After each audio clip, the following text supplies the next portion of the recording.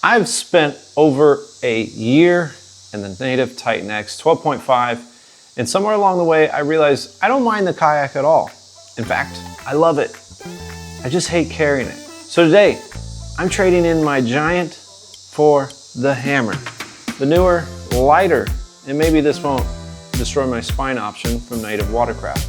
A lot of people, myself included, want to know one thing. Is it worth it?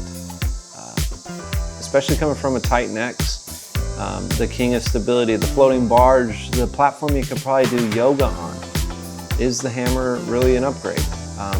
You're losing a little bit of stability, but you're gaining some speed, some cleaner lines, and a hull that isn't actively fighting physics. In this video, I'm going to show you exactly what makes the Hammer different: the weight, the cleaner deck, the better layouts, subtle design upgrades, and of course the new X-Range pedal drive system. Holds up like a Swiss Army knife.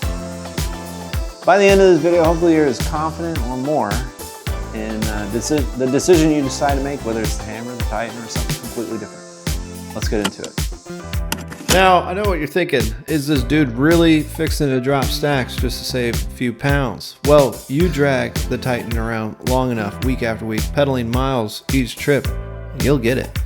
As George Washington once said, ounces equal pounds and pounds equal pain.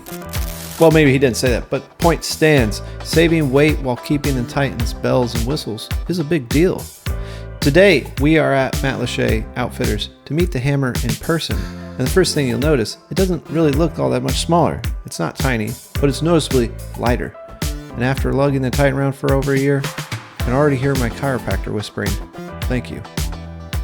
Yeah, buddy. Lightweight.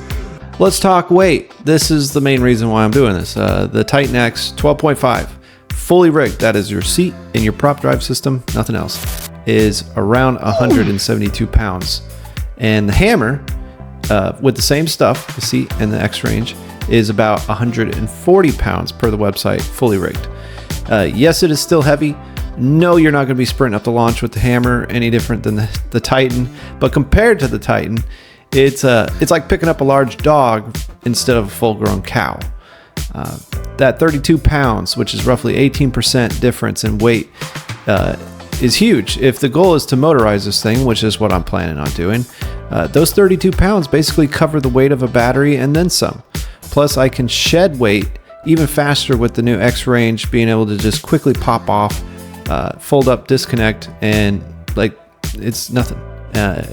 Unlike the big bulky pedal drive system you get on the other native kayakers, where you just kind of have to deal with it.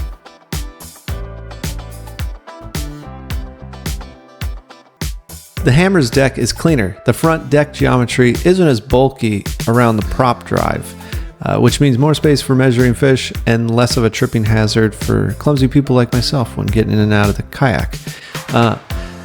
One of the things that was annoying with the Titan X was how I had to balance the live bait coolers over the bulky hatch cover between my legs.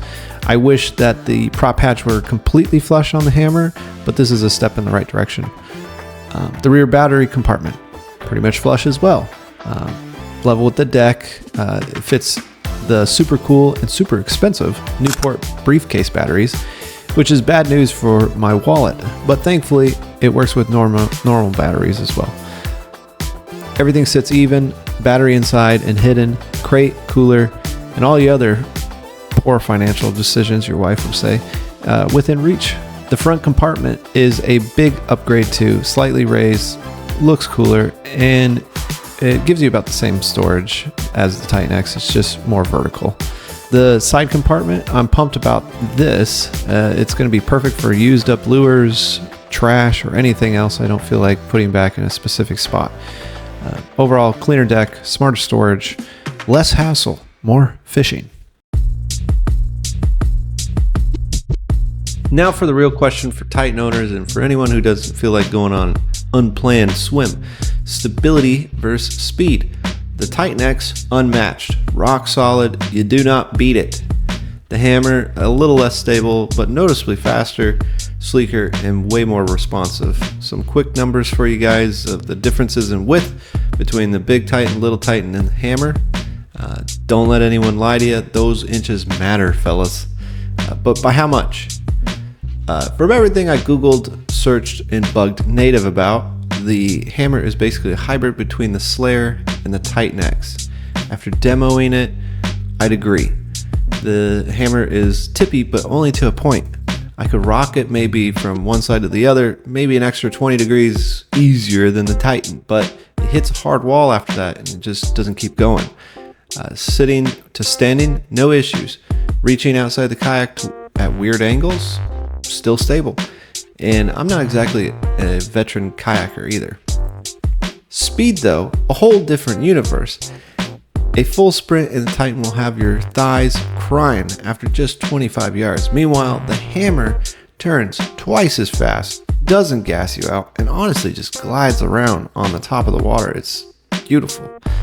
I demoed it in 15-mile-per-hour winds too, and barely even noticed. For me, I want to stand and cast on the flats here and there, but I also don't want to go falling overboard when I try to rescue a $15 lure from the mangroves. And the hammer feels like that sweet spot.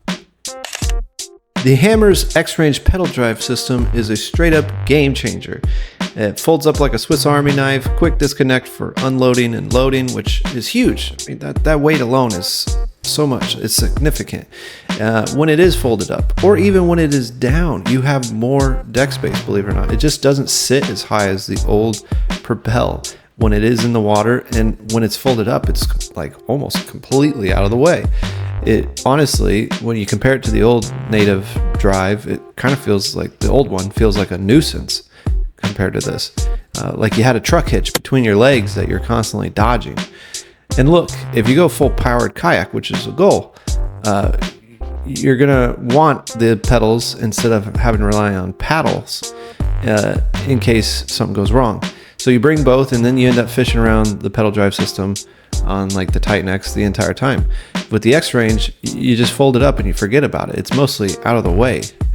So much more space for activities and zero worry. These little quality life changes just make the whole kayak feel smarter. And honestly, I hope Native brings the X-Range to the rest of the lineup because you guys will love it. Native didn't just make this thing look cool, light, and slap a new drive on it. They also put upgrades everywhere, some of which I didn't even know I needed. More power plates for cleaner wire management, a flush deck that still fits a big battery, a rudder cover that finally has drains, no more random hull baptisms after watching it. The seat mounts are also molded up off the deck, keeping the grit out of the tracks and improving drainage. We finally got a dry pod storage compartment built right into the drive cover. Brilliant.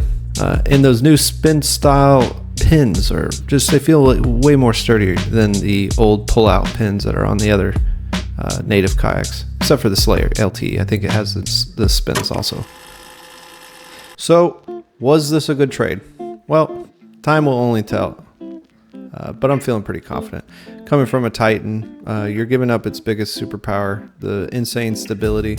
But the hammer feels like the next logical step, at least for me. A kayak that is just built to be faster, smarter, and way less punishing on the body. It's still heavy though, let's not pretend otherwise, but after hauling the Titan around for a year, this definitely feels like a breath of fresh air. If you're thinking about switching or you just wanted my 2 cents, hopefully this helped.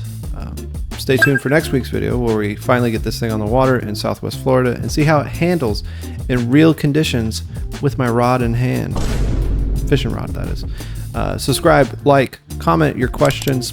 Plenty more hammer content coming, fishing buddies. Until next time, adios.